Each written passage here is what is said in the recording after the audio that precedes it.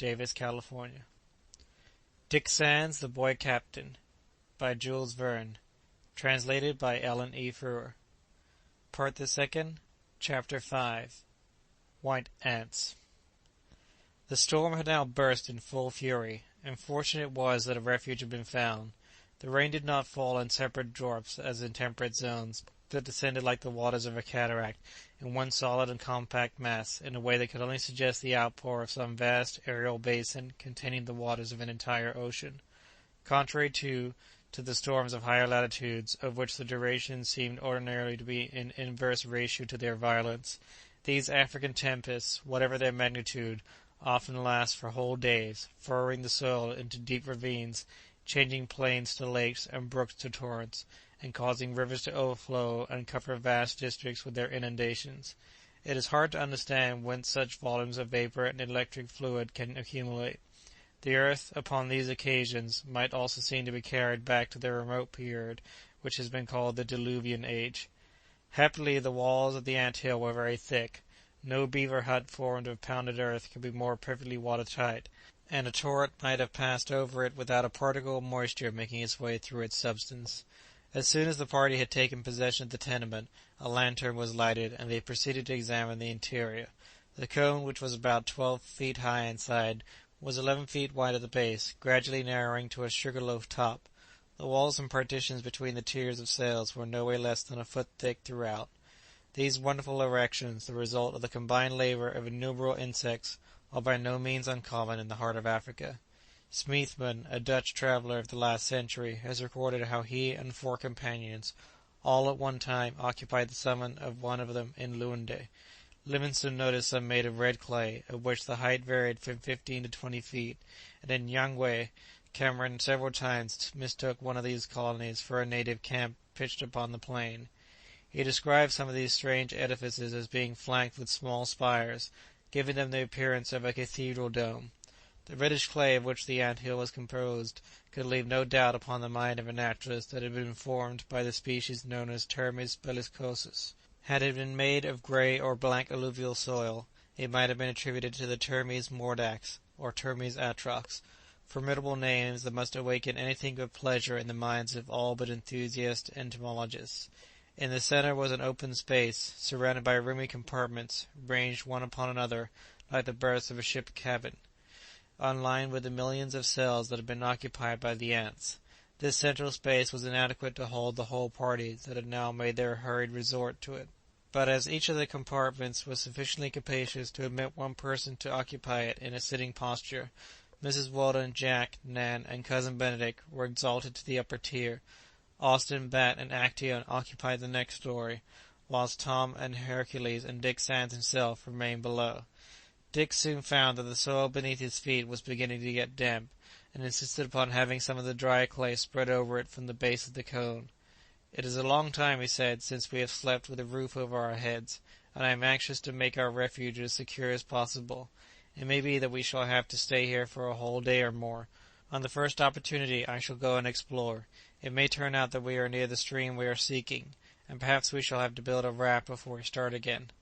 Under his direction, therefore, Hercules took his hatchet, and proceeded to break down the lowest range of cells, and to spread the dry, brittle clay, of which they were composed, a good foot thick over the damp floor, taking care not in any way to block up the aperture by which the fresh air penetrated into the interior.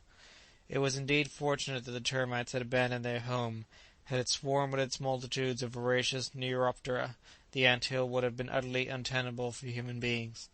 Cousin Benedict's curiosity was awakened, and he was intensely interested in the question of the evacuation, so that he proceeded at once to investigate, if he could, whether the emigration had been recent or otherwise. He took the lantern, and as the result of his scrutiny he soon discovered in a recess what he described as the termite storehouse, or the place where the indefatigable insects kept their provisions. It was a large cavity, not far from the royal cell, which, together with the cells for the reception of the young larvae, had been destroyed by Hercules in the course of his flooring operations. Out of this receptacle Benedict drew a considerable quantity of gum and vegetable juices, all in a state so liquid as to demonstrate that they had been deposited there quite recently. "They have only just gone," he exclaimed, with an air of authority, as if he had imagined that some one was about to challenge his assertion. "We are not going to dispute your word, Mr. Benedict," said Dick. "Here we are, we have taken their place, and shall be quite content for them to keep out of the way, without caring when they went or where they have gone." "But we must care," retorted Benedict testily. "Why they have gone concerns us a good deal. These juices make it evident, from the liquid state in which we find them, that the ants were here this morning. They have not only gone, but they have carried off their young larvae with them. They have been sagacious enough to take warning of some impending danger." "Perhaps they heard that we were coming," said Hercules, laughing. A look of withering scorn was the only answer that the entomologist deigned to give. "Yes, I say," repeated Hercules, "perhaps they heard that we were coming." "Pshaw!" said Benedict contemptuously. "Do you imagine that they would be afraid of you? They would reduce your carcass to a skeleton in no time if they found it across their path." "No doubt, if I were dead," replied Hercules, "they could pick my bones pretty clean, but while I had the use of my limbs, I think I could crush them by thousands." "Thousands!" ejaculated Benedict, with increasing warmth. "You think you could demolish thousands? But what if there were hundreds of thousands, millions, hundreds of millions?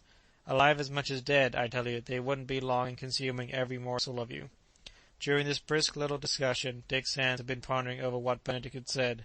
There was no doubt that the amateur naturalist was well acquainted with the habits of white ants, and if, as he affirmed, the insects had instinctively quitted their abode on account of some approaching danger, Dick asked himself whether it was safe or prudent for this party to remain. But the fury of the storm was still so great that all possibility of removing from the shelter seemed precluded for the present, and without inquiring further into the mystery, he merely said, "Although the ants, Mr. Benedict, have left us their provisions, we must not forget that we have brought our own. We will have our supper now, and tomorrow, when the storm is over, we will see what is to be done." Fatigue had not taken away the appetite of the energetic travellers, and they gladly set about the preparation of their meal. The provisions, of which they had enough for another 2 days, had not been injured by the rain.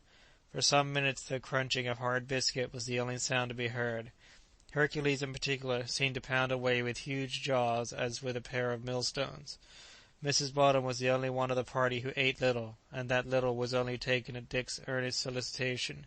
He could not help noticing with much concern that although Jack seemed to be satisfactorily recovering, and without sign of fever, was sleeping calmly enough on a bed made up of clothes spread out in one of the cells, yet his mother had lost much of her courage, and seemed preoccupied and depressed.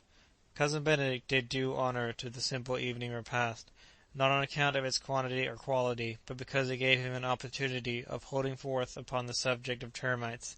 He was much vexed that he had been unable to discover a single specimen in the deserted ant-hill with which he might illustrate his lecture, but notwithstanding this deficiency, he continued to talk, heedless whether any one was listening. "They are wonderful insects," he said. "They belong to the order of the Neuroptera, which have the antennae longer than the head. Their mandibles are well developed, and the inferior pair of wings is generally as large as the superior. There are 5 families of them: the Paranopidae, the Myrmelonidae, the Hermerobidae, the Termitini, and the Perlidae. I need hardly say that what we are now occupying is the dwelling of the Termitine." At this point Dick became all attention. He was anxious to ascertain whether this discovery of white ants had aroused any suspicion in Benedict's mind that they must be on African soil. The naturalist, now fairly mounted on a favourite hobby, went on with his discourse. "I am sorry not to have a specimen to show you, but these Termitine have 4 joints in the tarsi, and strong horny mandibles. The family includes, as genera, the Mantispa, the Raphidia, and the Termes, the last commonly known as white ants, amongst which are Termes fatalis, Termes lucifugans, Termes mordax, and several other more or less rare." "And which of them built this ant-hill?" inquired Dick. "The Bellicosi," replied Benedict, pronouncing the name with as much pride as if he were eulogizing the Macedonians on some warlike nation of antiquity. "Bellicosi," he continued, "are to be found of every size. There is as much difference between the largest and the smallest of them as there is between Hercules and a dwarf. The workers are about 1/5 of an inch long, the soldiers or fighting ants are half an inch, whilst the males and females measure 4/5 of an inch. There is another curious species called Siraphus, which are about half an inch long, and have pincers instead of mandibles, and heads larger than their bodies, like sharks. In fact, if sharks and Siraphus were placed in competition, I should be inclined to back the sharks. "And where are the Sirafoos most generally to be found?" said Dick cautiously. "In Africa, in the southern and central provinces. Africa may truly be termed the land of ants. Livingstone, in the notes brought home by Stanley, describes a battle which he was fortunate enough to witness between an army of black ants and an army of red.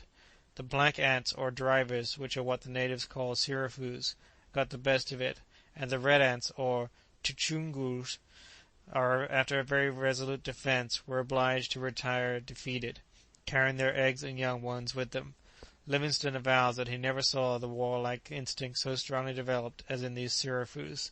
The stoutest man, the largest animal, a lion or an elephant, quails before the grip of their mandibles. No obstacle impedes their progress, no tree is too lofty for them to scale, and they contrive to cross wide streams by forming their own bodies into a kind of suspension bridge. Equally amazing are their numbers. Dr. Chailu, another African traveller, relates how it took more than 12 hours for a column of ants to file past him, without a moment's pause in their march. These numbers, however, cease to be so surprising when it is explained that their fecundity is such that a single female of the termites bellicosi has been estimated to produce as many as 60,000 eggs a day. These Neuroptera furnish the natives with a favourite food, grilled ants being considered a great delicacy. "Have you ever tasted them?" asked Hercules with a grin. "Never," answered the naturalist, "but I am in hopes I shall have a chance of doing so very soon." "Surely you don't imagine yourself in Africa?" said Tom suddenly. "Africa? No, why should I?" replied Benedict. "But, as I have already seen a tsetse in America, I do not despair of having the satisfaction of discovering white ants there too. You do not know the sensation I shall make in Europe when I publish my folio volume and its illustrations." It was evident that no inkling of the truth had yet entered poor Benedict's brain, and it seemed likely that it would require a demonstration far more striking than any natural phenomena to undeceive the minds of such of the party as were not already in possession of the fatal secret. Although it was 9 o'clock, Cousin Benedict went on talking incessantly, regardless of the fact that one by one his audience were falling to sleep in their separate cells. Dick Sands did not sleep, but neither did he interrupt the entomologist by farther questions. Hercules kept up his attention longer than the rest, but at length he too succumbed to weariness, and his eyes and ears were closed to all external sights and sounds. But endurance has limits, and at last Cousin Benedict, having worn himself out, clambered up to the topmost cell of the cone, which he had chosen for his dormitory, and fell into a peaceful slumber. The lantern had already been extinguished. All was darkness and silence within, whilst the storm without still raged with a violence that gave no sign of abatement. Dick Sands himself was the only one of the party who was not partaking in the repose that was so indispensable to them all, but he could not sleep. His every thought was absorbed in the responsibility that rested on him to rescue those under his charge from the dangers that threatened them. Again and again he recalled every incident that had occurred since the loss of Captain Hull and his crew. He remembered the occasion when he had stood with his pistol pointed at Negoro's head. Why, oh why, had his hand faltered then? Why had he not at that moment hurled the miserable wretch overboard, and thus relieved himself and his partners in trouble from the catastrophe that had since befallen them? Peril was still staring them in the face, and his sole drop of consolation in the bitter cup of despondency was that Mrs. Weldon was still ignorant of their real situation. At that moment, just in the fever of his agony, he felt a light breath upon his forehead, a hand was laid upon his shoulder, and a gentle voice murmured in his ear, "My poor boy, I know everything. God will help us. He will be done." End of Part the Second. Chapter 5. Recording by Alex Heatelander, Davis, California. www.alexheatelander.com